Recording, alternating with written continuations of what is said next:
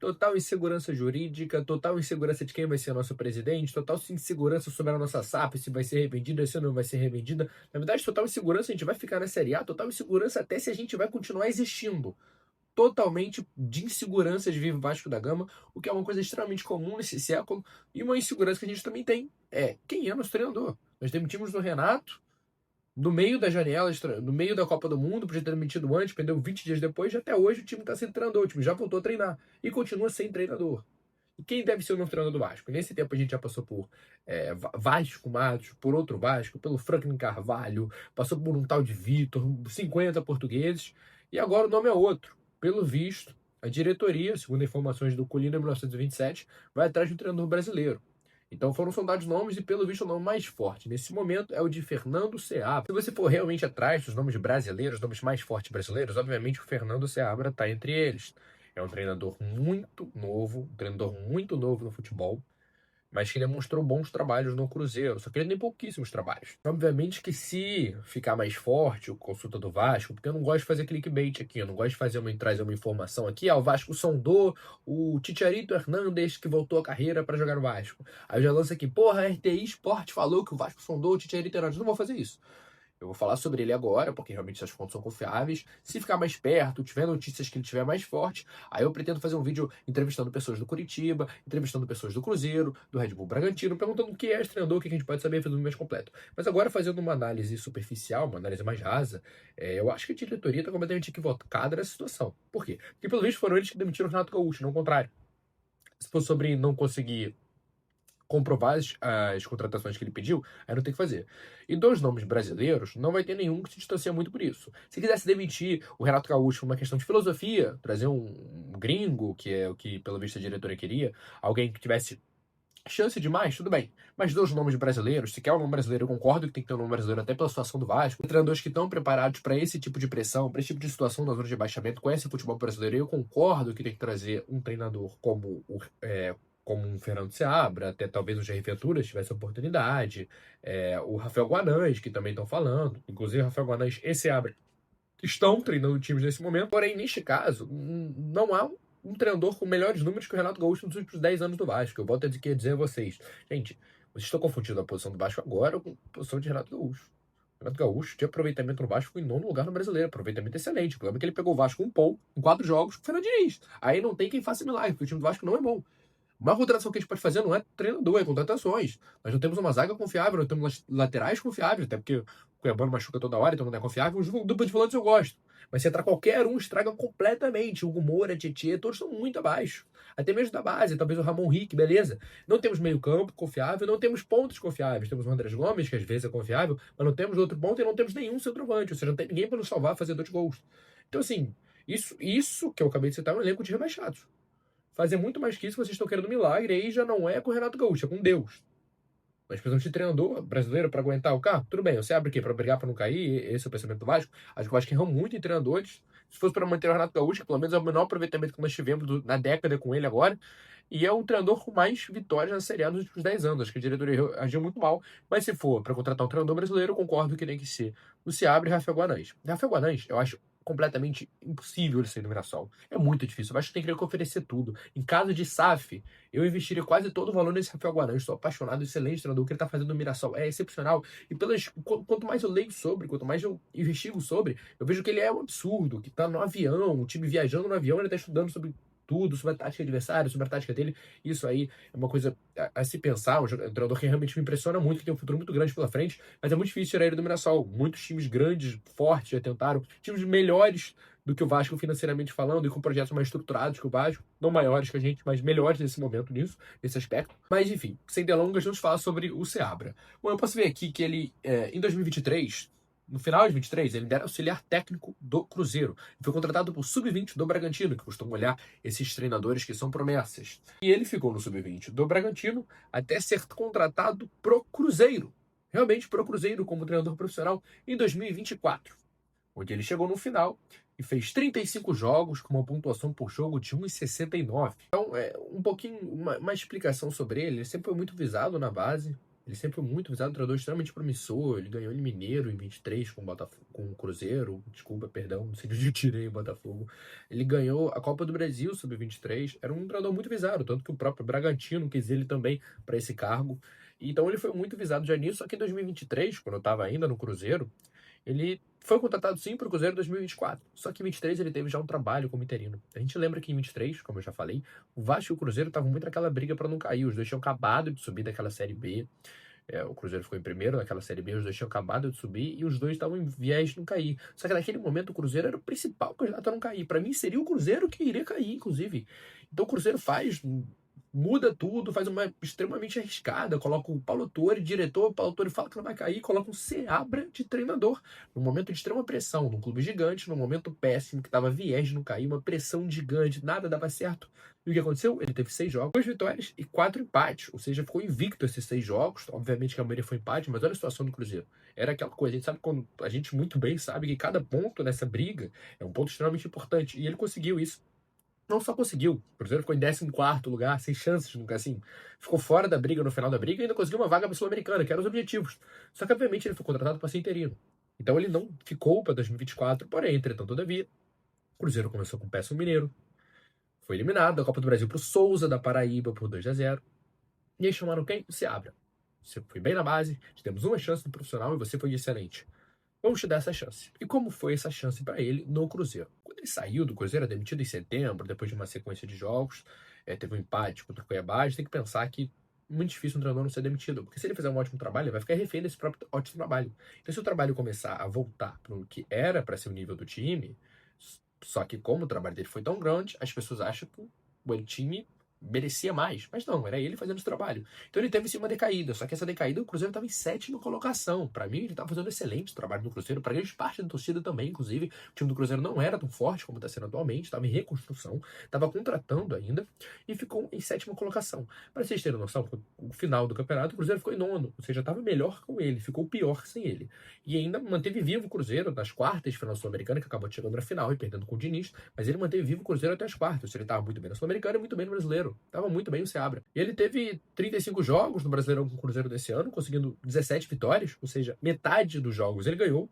Teve 8 empates e 10 derrotas. Vocês tinham um aproveitamento muito bom, 56,6%. Aí ele deixou o Cruzeiro nessa situação, que para mim é uma situação maravilhosa, ainda mais pelo primeiro cargo dele de profissional, já ser uma Série A e numa pressão que recebe o Cruzeiro, vai muito bem, como interino, e depois, num ano com calma para ter, vai melhor ainda, como já um treinador integrado. Então, ele começou muito bem, claramente um dos treinadores mais promissores que a gente tem hoje no Brasil. Eu falo para vocês que é sim o Fernando Seabra. Se o Vasco vai partir dessa premissa, eu acho que o Vasco parte de uma premissa correta. Bom, despertou olhares do Brasil inteiro e de quem costuma buscar esses treinadores promissores é quem já tinha buscado para a base, o Bragantino. E o Bragantino não estava numa situação muito boa, se vocês lembram, 2024.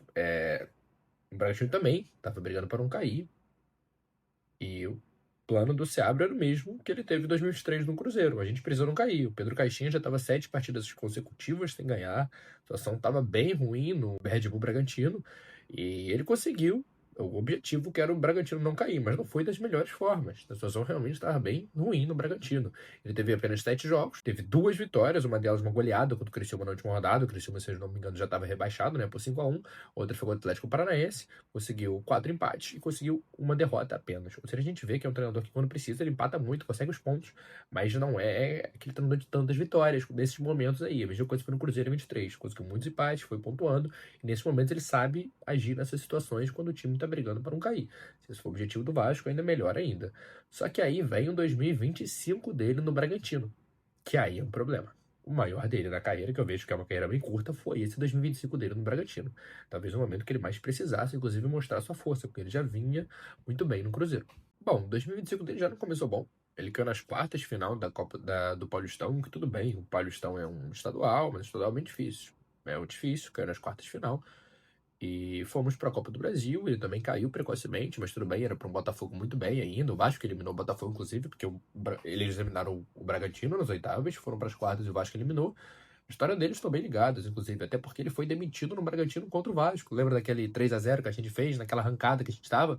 Foi esse o jogo da demissão do Seabra no Bragantino. Acredita nisso? Bom, ele começou com o primeiro turno mediano, no Bragantino, ficou em oitavo lugar, aproveitamento de 47%, para o Brasileirão, aproveitamento bom, como disse, ele ficou em oitavo lugar, mas o segundo turno dele foi muito, muito, muito fraco, principalmente pelo sistema defensivo dele. Sofria muito mais gols do que fazia. E onde mais isso acontece? Pois é, eles ficaram 13 jogos consecutivos sem nenhuma vitória no segundo turno, ficaram com o pior aproveitamento do segundo turno, já foram despencando de colocação, estava em oitavo, já foi para 12º. E ele deixa o Bragantino com 56 jogos, 18 vitórias, 14 empates e 24 derrotas. Um número bem, bem alarmante para a gente pensar sobre. O Bragantino não é um time em péssimo estado, apesar de que ele teve 2 anos perigosos. O Bragantino, para mim, está em declínio sempre. Eles acharam que o futebol brasileiro seria como todos os outros, que é só contratar os jovens que dá certo. O futebol brasileiro não é assim, porque o futebol brasileiro tem muito tubarão. Lá na Alemanha tem o Bayern, tem o Borussia, o Tubarão e o Tubarãozinho, e depois ele pode fazer. Na Áustria não tem tubarões, foi mais fácil, mas aqui é muitos. É muitos tubarões para pegar. É óbvio que você fazer uma segunda força é muito mais fácil, como nas outras ligas, do que você fazer uma primeira força. Então é muito mais fácil para eles fazer isso. Contrata jovens e vai contratando. Foi o que eles fizeram. Só que o Brasil, você não pode fazer uma segunda força. Porque se você fizer uma segunda força, já tem 12 times sendo a primeira.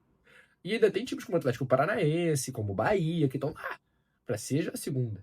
Então é muito difícil fazer o que eles fazem nos outros lugares no Brasil, eles já perceberam isso. Bom, o aproveitamento final dele foi 40,4% no Bragantino. Não foi, então, um aproveitamento. Ele saiu nessa situação. Ele já estava há muito tempo sem conseguir uma vitória, conseguiu esse derrota pro Vasco, que finalmente foi rebaixado, foi demitido. Quando ele foi demitido, o Bragantino estava na 12ª colocação, mas já flertando muito com a zona de rebaixamento. Estava muito apertado o Campeonato Brasileiro, não sei se vocês lembram, estava muito apertado as tabelas, o próprio Vasco estava flertando com os dois lados também, por isso estava nessa arrancada, começando a pensar lá em cima, só que depois a gente perdeu tudo de novo. E o Bragantino era um deles, tanto que ficou em 10º, o time melhorou quando o Seabra saiu, tava precisando realmente da saída do Seabra, o time melhorou e foi em 10º lugar nesse Brasileirão. Só que essa foi a trajetória dele no Bragantino. E aí ele desperta o interesse do time que tinha acabado de subir para a Série A e é um time tradicional aqui, eles mesmos, o Curitiba, que a gente mesmo conhece muito bem. E no Curitiba, cara, tá fazendo história.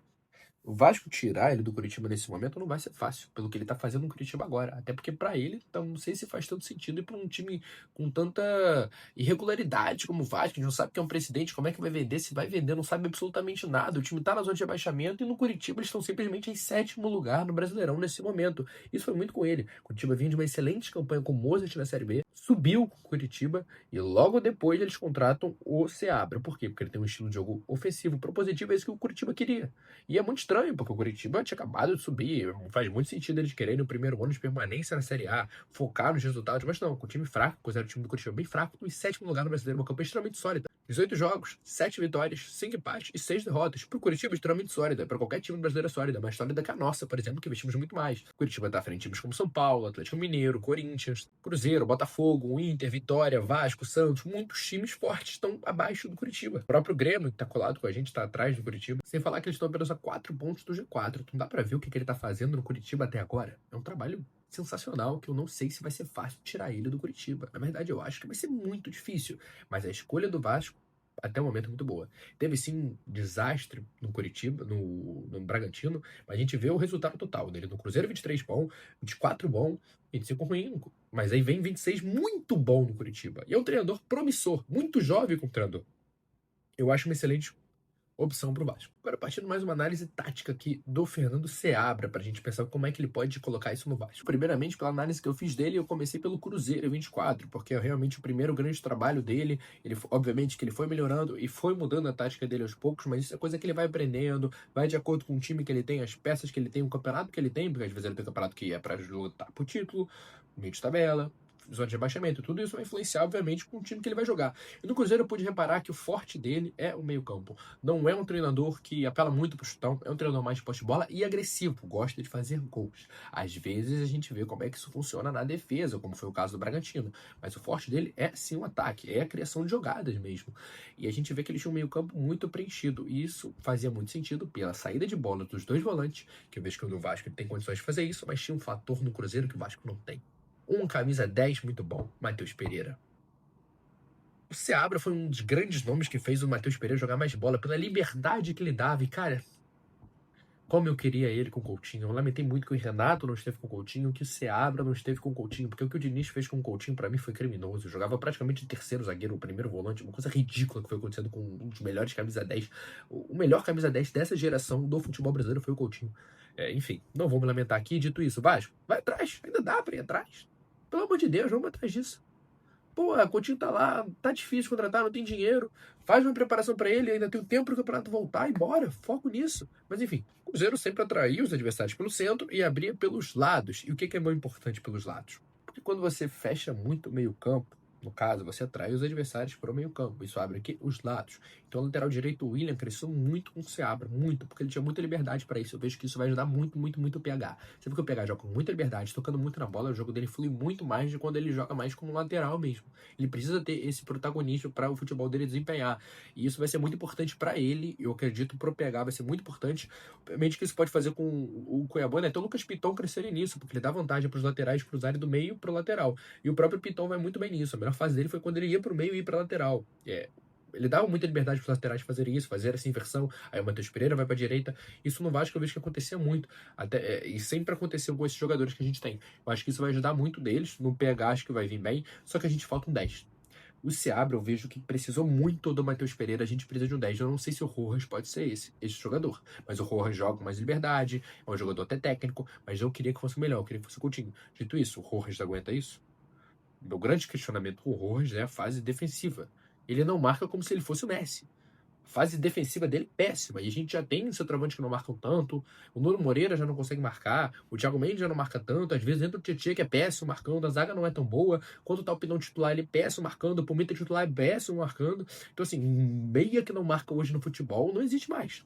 E a gente precisa disso. Precisa de um meia para a situação dele funcionar. Obviamente que com o Deossa, um Cauã Barros, caso o Deossa venha mesmo, um Thiago Mendes, aí a situação muda, porque podemos fazer o Thiago Mendes e o Deossa fazendo essa saída de 10 e um deles fazendo a saída com os zagueiros, porque os dois têm qualidade para as duas situações. Aí a situação já muda, porque o Barros está lá para segurar na defesa. A gente precisa disso, precisa de defesa, e o Barros está lá para isso. Bom, defensivamente no Cruzeiro era uma situação até que me dá muito calafrio de lembrar, mas linhas muito altas de pressão pós-perda. Perdeu a bola, corre para recuperar de todas as formas. Isso dá espaço para contra-ataque, isso dá espaço para pegar a zaga desprevenida. Isso joga em linhas altas, né? Dá espaço para bola longa, tudo que eu mais apavorava pelo sistema do Diniz. O Seabra também joga nesse sistema, mas o futebol atual, querendo ou não, vai muito disso. Resta como seu time vai fazer. Os dois zagueiros do Cruzeiro ajudavam muito naquela situação. Os laterais precisam cobrir a zaga, porque de vez em quando vai ter bola nas costas, isso vai acontecer. Precisamos de zagueiros rápidos, como nós temos, mas não pode levar a bola nas costas e ficar parado. Tem que ter muita velocidade e coordenação motora. Isso vai ser muito importante para a zaga caso o Seabra venha. E as fraquezas que eu vi do Seabra eram bem parecidas com o do Vasco do Diniz. Tá? Primeiramente, era muito contra-ataque, pegava a defesa desprevenida muitas das vezes. Os zagueiros não eram tão rápidos, então para recuperar essa bola era muito difícil. Assim levavam muitos gols. Além disso, quando o time vinha se jogar em fechar mesmo, jogar bem fechado, era uma posse de bola muito improdutiva. Passos para lá, passos para cá, sem objetividade, que acabava resultando num cruzamento. Aí 90% de posse de bola. Entretanto, parece que eu tô falando do Diniz, mas não, o Seabra. Entretanto, quando a gente vê criações mesmo, chutes a gol de fora da área, não tinha aquela criação mesmo do time. Isso faltava muito no Cruzeiro. Eu vi isso contra o próprio Vasco, em Uberlândia, que eu tava lá. O Vasco amassou o Cruzeiro, mas tava lá. Pós de bola, nada tão grave. Toma, fizeram um gol, tiveram essa sorte. E vamos pro 25 dele, que ele chegou até no começo, como eu falei, que ele começou bem no Brasileirão, mas ele teve até uma liderança provisória, mas que não durou muito tempo. Esse foi o começo dele. E nesse começo tinha um jogador como Lucas Evangelista. Por que isso é importante? Porque eu já expliquei para vocês como é o funcionamento dele. O meio-campo é muito importante, um camisa 10 pro Seabra. A saída de bola era com o Lucas Evangelista, o Gabriel centralizado, como se fosse o Barros, e o Matheus Fernandes. Aqui eu ficava à direita, o Lucas Evangelista na esquerda, o Gabriel centralizado. Grave, cadê o meia? Pois é, lembra do John John? Jogava no ataque? O John John fazia o papel de meia construtor. E a gente vê onde é que o John John tá. A gente vê onde é que o Matheus Pereira tá. Tá no Cruzeiro ainda, mas muito bem. Jogador pra mim de Copa do Mundo. Era pra estar lá. Muito melhor que o Paquetá, por exemplo, que tá na Copa. Pra mim era o Matheus Pereira. E o John John fazia as jogadas e foi muito bem. Tanto que depois que o Lucas Evangelista foi pro Palmeiras, despencou. Porque a fórmula de jogar mudou completamente. Virou um 4-3-3 clássico. Ele não joga no 4-3-3 clássico. Os pontas, sim, muito espetados, mas essa ideia do meia, construtor, e essa liberdade dos volantes era muito importante para ele. Isso deu uma alterada no esquema deles. Talvez por isso foi um dos motivos de dar essa desgringolada toda no Red Bull Bragantino no segundo turno, né? A gente pode tirar algumas conclusões sobre isso. Por exemplo, tinha um Isidro Pita e o Eduardo Sacha, né, para fazerem gols. E eles atraíram muito para trás, para atrair os zagueiros, abrir espaço, quando os zagueiros sobem, para os pontas entrarem nesse espaço, os próprios meio-campistas que jogavam. Não apesar de ser assim, um time de posse de bola, a diferença que eu vejo pro Diniz é que é uma posse de bola não tão lenta.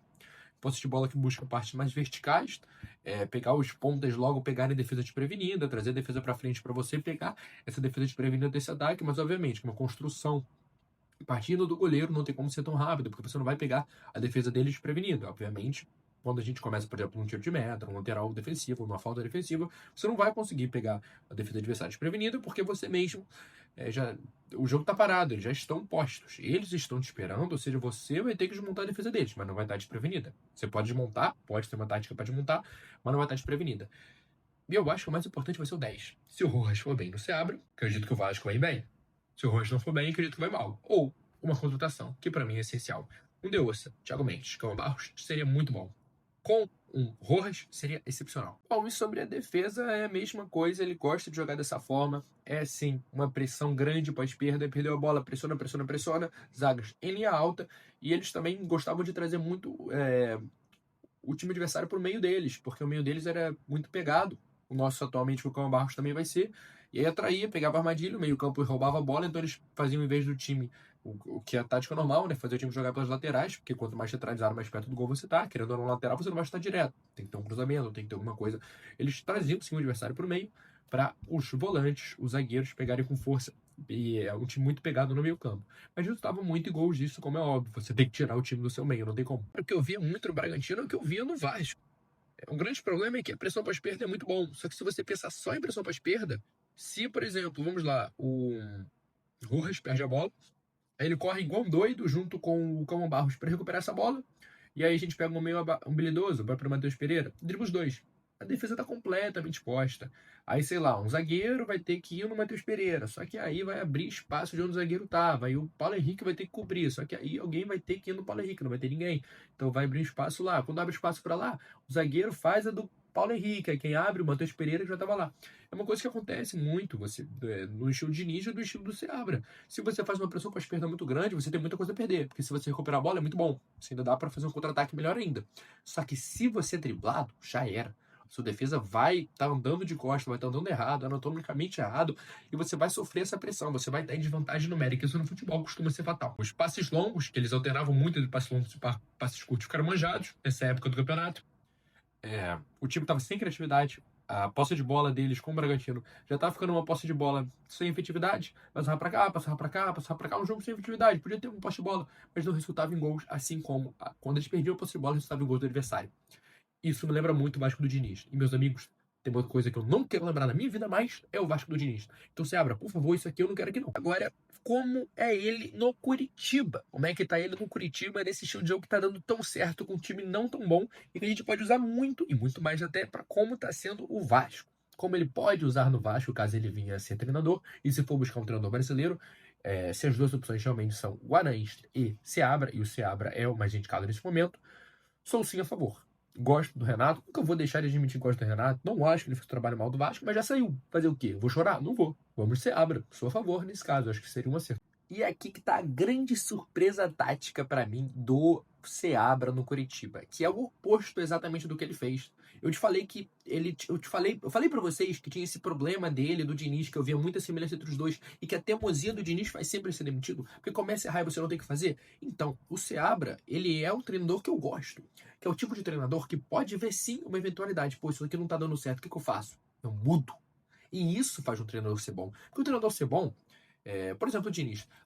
Não tem time que jogue pra ele, o time não é bom o suficiente. Para mim, um treinador bom o suficiente é o que você pega o time, você extrai o melhor desse time. Então, se o time tem características defensivas, você tem que jogar de forma defensiva, de forma que seu time melhore com essa forma que você vai jogar. E não obrigar a jogar de qualquer forma, sendo que o seu time não rende dessa forma. Você tem que fazer o time render da forma que foi. Então, ele pegou um Curitiba com uma defesa muito sólida, tanto que o treinador Moça foi demitido por isso, que ele não queria jogar defensivamente na Série A. Uma defesa muito sólida. O que o Seabra pensou? Bom, eu vou pegar essa defesa sólida, vou usar de base e utilizar os meus conceitos. Quais são os conceitos? Verticais, pressão pós-perda, ataques rápidos. E como você faz uma pressão pós-perda? Se você vai jogar com linhas baixas, muito simples, você atrai o adversário.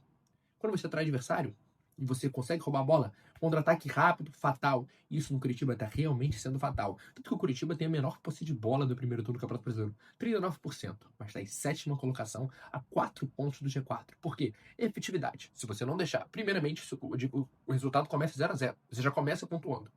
Então você já mantém isso. A partir desse momento, se você fizer um gol, você já tem a vitória. É fácil. Futebol, na verdade, é para ser simples. O Jair Ventura, por exemplo, adora esse estilo de jogo. Ele pegou um time do Curitiba e potencializou.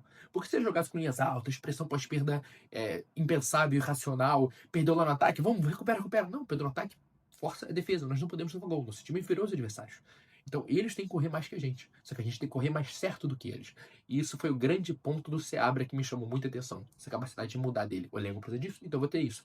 E tem o Josué, que tá indo muito bem no Curitiba. E por que tá indo muito bem? Porque ele usa sempre esse meio, esses volantes, né? E como ele não tem um 10 clássico no Curitiba, óbvio que não, no Vasco também não vai ter, ele usou o Josué para fazer essas bolas longas. Recuperou, toma, nos pontos para espetarem e fazerem um ataque eficaz e mortal no adversário. Então, pensando mesmo que eu, Thiago Mendes, Deussa, lançamento, Andrés Gomes, fatal.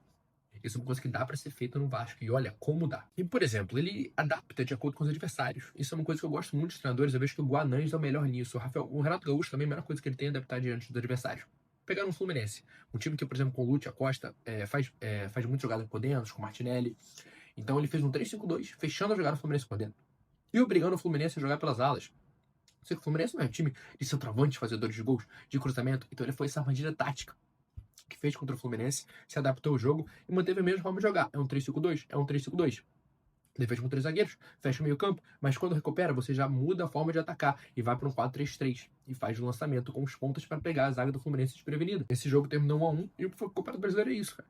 Você não vai ganhar todos os jogos, mas é bom você pontuar sempre que possível. Pontuar o máximo de jogos possível caso você não consiga ganhar. Isso no Brasileiro faz toda a diferença no final. Tanto que o Curitiba não é o time que mais ganhou, longe disso, mas está em 7º lugar. Tanto pela quantidade de empates também que eles têm. Contra o Bahia, por exemplo, eu gostei muito dessa forma dele melhorar a defesa, que foi o grande calcanhar de Aquiles dele no Red Bull Bragantino, que contra o Bahia, por exemplo, ele fechou as laterais, né? Ele fez os pontas recuarem para jogar muito mais defensivo. O Bahia é um time muito ofensivo, só que armadores inteligentes como Everton Ribeiro, se tiver os pontas recuados, eles não vão ter esse espaço nas entrelinhas para fazer, porque a ponta vai estar fechando um lugar do ataque, passe para os laterais, o passe em profundidade, o passe entre os nossos jogadores estão fechados. Porque tem aqui uns linhas de 3 meio-campos, sim. Só que os pontas vieram numa linha de 5 também para defender. E isso fez toda a diferença. Acabou o Bahia e fez com que o Curitiba pudesse fazer uma virada muito boa contra o Bahia. Muito boa mesmo. Bom, apesar disso, ele mesmo reclamou em entrevistas recentes que contra times do G4, o Curitiba não está sabendo reter muita posse de bola. Então, obviamente, que você vai ter menos a posse de bola quando você enfrenta times mais fortes. No caso do Curitiba, quando você pega times do G4, como o próprio Flamengo, como o Palmeiras, você tem que reter muito menos da bola, né? É muito mais difícil você ter a bola. Só que tem que reter mais. Um pouco mais, tem que dar um jeito de ter mais a posse de bola. Porque toda vez que o time do G4, do futebol brasileiro, tá com a bola, o seu time é inferior, você vai sofrer muita pressão. Isso é muito desgastante, porque eles sabem como jogar, são muito bem treinados, são muito bons. Um passe entre linhas pode ser feito por qualquer jogador do time deles. Então precisa reter mais a bola, a reclamação que ele está tendo, e vai dar um jeito de melhorar isso. Dito isso, campanha histórica do Curitiba até agora, muito boa, sexta colocação, ninguém esperava, e acredito que nem os próprios torcedores do Curitiba esperavam. Obviamente que ele pode ter uma queda muito grande no segundo turno, assim como tem no Red Bull Bragantino. Eu acredito que se ele continuar no Curitiba, ele vai ter. Se ele sair agora, pelo menos ele tem essa imagem muito boa, e vai pro Vasco com uma oportunidade muito grande. Acredito que ele só vai ser demitido no Vasco se, por exemplo, sei lá, o Lamarca quiser ou realmente tiver desastroso aqui, mas é uma oportunidade que ele vai ter muito grande crescida. Porque imagina, ele vai bem agora no Vasco no Brasileirão, e o Vasco é comprado, tem grandes contratações com a SAF, e logo depois ele vira o nosso treinador real, com um time bom, podendo fazer o Vasco voltar às glórias. Isso vai fazer a carreira dele para sempre, para sempre. E no Curitiba, eu acredito que seja difícil de conseguir isso. Mas e rapaziada, gostaram do vídeo? Eu preciso muito, se vocês gostaram, ajudou vocês a entenderem sobre o Seabra, vocês deixem um like aqui, deixem seu comentário sobre o que vocês acharam do vídeo, algum comentário, se vocês têm algum treinador em mente que vocês pensem, se pensam como eu, que não era pra ter demitido o Renato, se gostaram do Seabra, gostaram do vídeo. E claro, se inscreve aí, rapaziada, dá essa força aí que eu quero chegar a 5 mil inscritos, preciso de vocês pra isso. E se você gosta de pagar barato nas coisas, fica aqui até o final do vídeo que eu quero mostrar uma coisa que eu acho que vocês vão gostar muito.